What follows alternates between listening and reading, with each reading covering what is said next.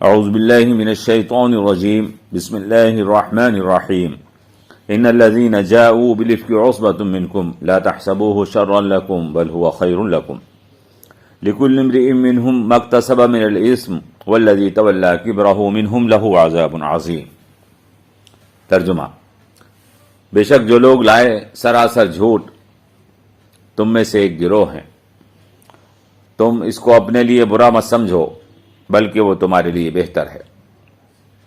ہر آدمی کے لیے ان میں سے وہ ہے جو اس نے گناہ کمایا ہے، اور جس نے سرپرستی کی وہ ان میں بڑا ہے، اس کے لیے بڑا عذاب ہے۔ محترم، گزشتہ درس میں پورا واقعہ افک احادیث کی روشنی میں ہم نے بیان کر دیا تھا اور عرض کر دیا تھا کہ ہم انشاءاللہ آئندہ درس میں بتائیں گے کہ اللہ نے اس واقعے کو بیان کرتے ہوئے فرمایا لا تحسبوه شرا لكم بل هو خیر لكم، تم اس کو برا مت سمجھو بلکہ یہ تمہارے لیے بہتر ہے۔ تو یہ واقعہ مسلمانوں کے لیے کس طرح سے خیر اور بھلائی ہے؟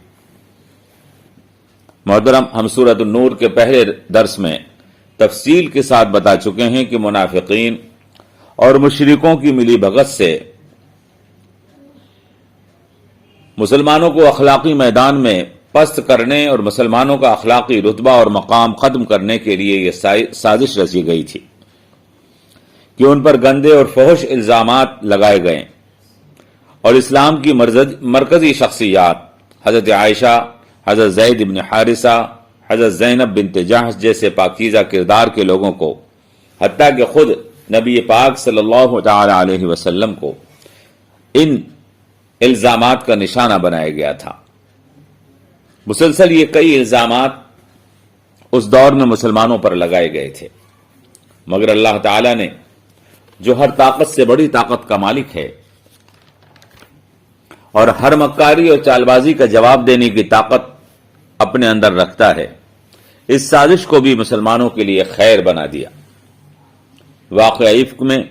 حضور نبی کریم صلی اللہ تعالی علیہ وسلم اور حضرت عائشہ کے خاندان نے جو رویہ اختیار کیا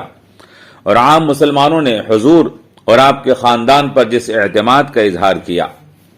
اس سے یہ بات ثابت ہو گئی کہ مسلمان کردار کے پاک ہونے کے ساتھ ساتھ بد اخلاقی اور بدگمانی جیسے گناہوں سے بھی پاک ہوتے ہیں۔ ہم نے عرض کیا تھا کہ پورے مسلم معاشرے میں ایک عورت اور دو مردوں کے سوا کسی نے اس واقعے پر یقین نہیں کیا، بلکہ اس تہمت کو سراسر جھوٹ قرار دیا، جس سے ثابت ہو گیا کہ پوری مسلم قوم برائی سے پاک ہے اور ایک انصاف پسند پاکیزہ طبیعت کی حامل اور اپنے رسول پر سچا ایمان رکھنے والی قوم ہے۔ اس کو کچھ شرری اور شرارتی عناصر اپنے ناپاک مفادات کے لیے استعمال نہیں کر سکتے۔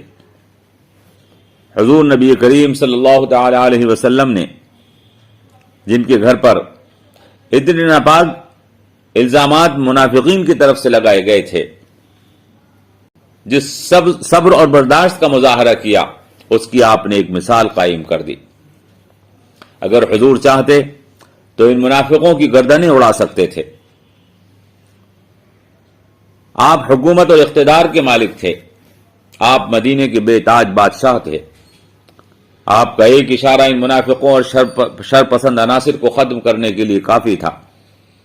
مگر حضور نبی کریم صلی اللہ تعالی علیہ وسلم جذبات سے مغلوب نہیں ہوئے، بلکہ پورے ایک مہینے واقعات کی تحقیق فرماتے رہے، اور جب ثابت ہو گیا کہ یہ الزامات سراسر جھوٹے ہیں اور دنیا نے جان لیا اور دیکھ لیا کہ محض یہ ایک تہمت اور جھوٹا الزام ہے، تب وحی الہی کے ذریعے سے بتا دیا گیا کہ یہ جھوٹ ہے۔ یہاں یہ بات اچھی طرح سے ذہن میں رکھ لینی چاہیے کہ وحی کے ذریعے واقعے کو غلط اور جھوٹ اس وقت بتایا گیا جب مسلمانوں اور خود منافقوں نے اچھی طرح سے تحقیق کر کے جان لیا کہ یہ تہمت اور سراسر غلط بات ہے جو حضرت عائشہ پر لگائی جا رہی ہے۔ حضرت عائشہ پر الزامات کا کوئی ثبوت نہیں دیا جا سکا، تب وحی نازل ہوئی۔ اگر وحی پہلے مرحلے میں نازل کر دی گئی ہوتی، اور ایسا ممکن تھا کیونکہ اللہ جانتا تھا کہ یہ الزامات جھوٹے ہیں، مگر وحی کے نزول میں تاخیر کی گئی تاکہ مسلمان اپنے ذرائع سے الزامات کا جھوٹا ہونا تحقیق کر لیں، اور منافقین جنہوں نے یہ جھوٹ گڑھا تھا معاشرے میں جھوٹے ثابت ہو جائیں۔ تب اللہ تبارک و تعالی کی طرف سے وحی کا نزول ہوا۔ اگر وحی پہلے مرحلے میں نازل کر دی گئی ہوتی تو کہا جاتا نبی کی بیوی کو وحی کے ذریعے سے تحفظ دیا گیا ہے،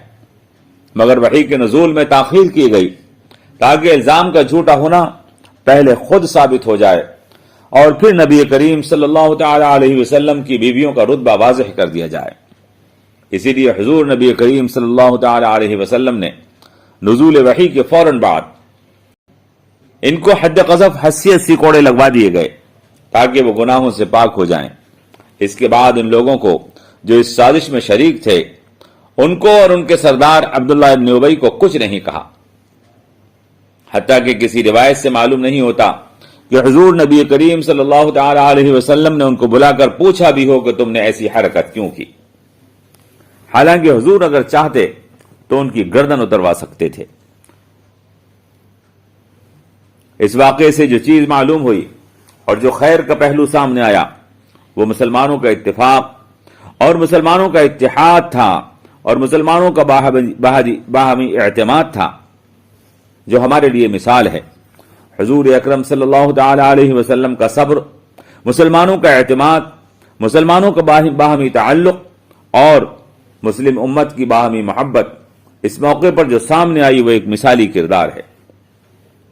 حمنہ بنت جحش حضور نبی کریم صلی اللہ تعالی علیہ وسلم کی زوجہ زینب بنت جحش کی بہن تھیں، اور اپنی بہن کی طرف سے وہ اپنی بہن کی طرفداری کی وجہ سے اس سازش کا شکار ہو گئی تھیں،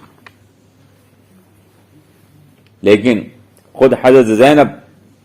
جب حضور اکرم صلی اللہ تعالی علیہ وسلم نے ان سے حضرت عائشہ کے بارے میں معلوم کیا تو انہوں نے فرمایا تھا، خدا کی قسم اللہ کے رسول عائشہ حالانکہ میری سوکن ہیں مگر میں نے ان کے اندر خیر اور بھلائی کے سوا کچھ نہیں دیکھا۔ مسلمانوں کی آپسی محبت اور تعلق کا اس سے بڑا ثبوت کیا ہو سکتا ہے کہ حضرت حسان بن ثابت رضی اللہ تعالی عنہ جو اس سازش کا شکار ہو گئے تھے،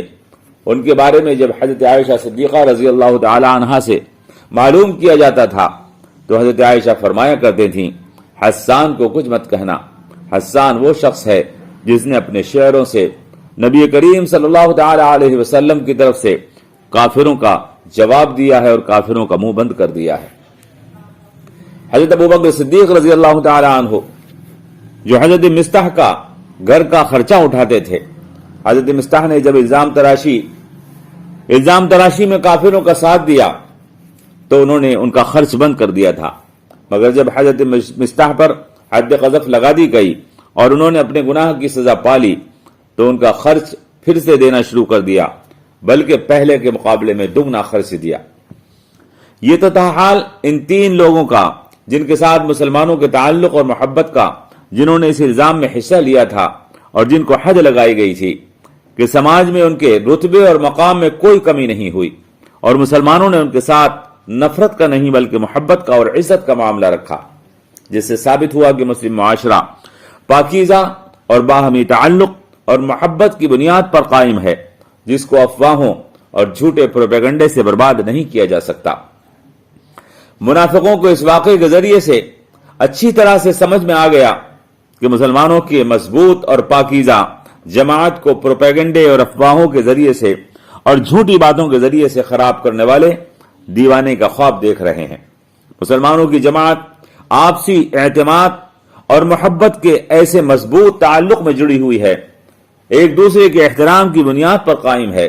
اس کی اخلاقی برتری اتنی کمزور نہیں ہے کہ کوئی مطلب پرست، کوئی بدخواہ یا کوئی سازشی اپنے منہ سے کوئی گندے الفاظ نکالے اور جماعت کا شیرازہ بکھر جائے۔ یہی حال باقی مسلمانوں کا تھا۔ روایات میں آیا ہے حضرت ابو ایوب انصاری سے ان کی بیوی نے کہا، عائشہ کے بارے میں کیا افواہ ہے؟ تو حضرت ابو ایوب انصاری رضی اللہ تعالی عنہ نے فرمایا کہ اے ایوب کی ماں، اگر تم عائشہ کی طرح سے پیچھے رہ جاتی تو کیا یہ گندا کام کرتی؟ وہ بولی کہ آپ کیا کہہ رہے ہیں، میں سوچ بھی نہیں سکتی۔ جناب حضرت ابو ایوب انصاری رضی اللہ تعالی عنہ نے کہا، تو سنو، عائشہ تم سے زیادہ باکردار ہیں اور صفوان مجھ سے زیادہ سچے اور پکے مسلمان ہیں، تو کیا یہ افواہ جھوٹ نہیں تو پھر کیا ہے؟ اسی طرح وہ منافقین جو مسلمانوں کا اخلاقی رتبہ کم کرنا چاہتے تھے، نہ صرف یہ کہ اپنی سازش میں ناکام ہو گئے، بلکہ دنیا نے دیکھا کہ اس کے بعد انہوں نے سمجھ لیا تھا کہ مسلمانوں کا اخلاقی معیار اور رتبہ اتنا بلند ہے جس کو ختم کرنے کی کوشش منافقین کے لیے نقصان دہ ثابت ہو سکتی ہے، اور چند جھوٹی باتوں سے مسلمانوں کے اخلاقی رتبے اور مرتبے کو نقصان نہیں پہنچایا جا سکتا۔ ایک دوسرا فائدہ یہ بھی حاصل ہوا کہ اس واقعے کے ذریعے اسلامی شریعت کو اخلاقی معیار بلند رکھنے کے لیے وہ قوانین حاصل ہوئے اور ان کا عملی مظاہرہ دیکھنے کو ملا، جو اگر یہ واقعہ پیش نہ آیا ہوتا تو ممکن نہیں تھا۔ ایک تیسرا پہلو خیر کا یہ بھی ہے کہ اللہ تعالی نے مسلم قیادت کو ہوشیار فرما دیا کہ جب تم دین کی خدمت کرو گے، اللہ کے دین کو غالب کرنے کی محنت کا کام انجام دو گے، تو ایسے شرپسند عناصر جو سماج میں موجود ہیں تمہارے ساتھ لگ کر تمہیں اور تمہارے رتبے کو نقصان پہنچانے کی کوشش کریں گے، تو تم ایسے ہی صبر اور آپسی تعلق اور اخلاقی طور پر محبت اور اپنے اخلاقی طور پر برتر ہونے کا ثبوت دینا، اور اس اعلیٰ مثال کو جو تمہارے پیغمبر اور صحابہ کی زندگی میں موجود ہے ہمیشہ اپنے پیش نظر رکھنا۔ محترم حضرات، ایک اور بھی چیز ہے جو بڑی اہم ہے۔ اگر وحی پہلے مرحلے میں نازل کر کے الزامات کی تردید کر دی گئی ہوتی تو 3 صحابہ پر جو حد قذف لگائی گئی نہیں لگائی جا سکتی تھی، کیونکہ حد قذف کے لیے جو شرائط ہیں وہ پوری نہ ہوتی۔ حضور نبی کریم صلی اللہ تعالی علیہ وسلم 1 مہینے تک پوری تحقیق فرماتے رہے، تمام متعلقہ لوگوں سے آپ نے معلوم کیا، مگر اس تہمت اور الزام کا کوئی ثبوت نہیں ملا۔ معلوم ہوا کہ حضور نہ تو عالم الغیب تھے کہ آپ کو بغیر وحی کے کوئی بات از خود معلوم ہو جائے۔ اگر آپ عالم الغیب ہوتے تو آپ 1 ماہ تک تحقیقات نہ کرتے۔ اور دوسری بات یہ بھی معلوم ہوئی کہ وحی کے ذریعے اس تہمت کی تردید کی گئی، بلکہ حضور صلی اللہ تعالی علیہ وسلم نے تحقیق احوال کے بعد اس الزام کا شرعی ثبوت فراہم نہ ہو سکا تب ضابطۂ شریعہ کے مطابق مسلمانوں پر حد جاری فرمائی۔ محترم حضرات، یہاں یہ قانون بھی معلوم ہوا کہ حدود اور تعزیرات کو شریعت کے قانون کے مطابق جاری کیا جائے گا۔ حدود یا تعزیرات کو قاضی تحقیق اور دلائل کی بنیاد پر جاری کرے گا۔ یہ تھے وہ فائدے جو اس واقعے کے ذریعے سے مسلمانوں کو حاصل ہوئے۔ اسی لیے فرمایا لا تحسبوه شرا لكم بل هو خیر لكم، تم اس کو اپنے لیے برا گمان مت کرو بلکہ یہ تمہارے لیے بہتر ہیں، یعنی اس کے اچھے نتائج تمہارے سامنے آئیں گے۔ اللہ تبارک و تعالیٰ کا یہ کمال ہے کہ کافر اور منافق اس چیز کو مسلمانوں کے لیے اور دین کے لیے نقصان پہنچانے کے واسطے استعمال کرتے ہیں، مگر اللہ تبارک و تعالیٰ جو کائنات میں فاعل حقیقی ہے وہ کافروں کی تدابیر کو الٹا کر دیتا ہے اور اس کو دین اور مسلمانوں کے لیے مفید بنا دیتا ہے، اور کافر اس سے نقصان اٹھاتے ہیں۔ اس طرح کافروں اور منافقوں کی چالیں واپس ان پر الٹ دی جاتی ہیں۔ اللہ نے قرآن میں فرمایا ہے وَمَكَرُوا وَمَكَرَ اللَّهُ وَاللَّهُ خَيْرُ الْمَاكِرِينَ، کافر اور منافق چالیں چلتے ہیں اور اللہ بھی اپنی تدبیر فرماتا ہے، اور اللہ سے بہتر تدبیر کون کر سکتا ہے۔ اس طرح سے اس واقعے کے ذریعے سے مسلمانوں کو یہ فائدہ حاصل ہوا کہ کافروں کے اوپر یہ چیز ثابت ہوئی کہ مسلمانوں کا معاشرہ ایک مستحکم معاشرہ ہے، اخلاقی طور پر برتر اور اعلیٰ معاشرہ ہے، یہ اعتماد کے اوپر مبنی معاشرہ ہے۔ بدکرداری اس معاشرے کے اندر اسی طرح سے داخل نہیں ہے جس طرح سے اس معاشرے کے اندر بد اخلاقی اور بدگمانی داخل نہیں ہے۔ اللہ تبارک و تعالیٰ سے دعا کیجئے کہ اللہ تبارک و تعالیٰ ہمیں بھی مسلمانوں کے ساتھ حسن ظن رکھنے کی توفیق عطا فرمائے، اور بدگمانیوں سے اللہ تبارک و تعالیٰ ہمارے معاشرے کی حفاظت فرمائے، اس لیے کہ بدگمانی حرام ہے۔ فقط والسلام علیکم ورحمۃ اللہ وبرکاتہ۔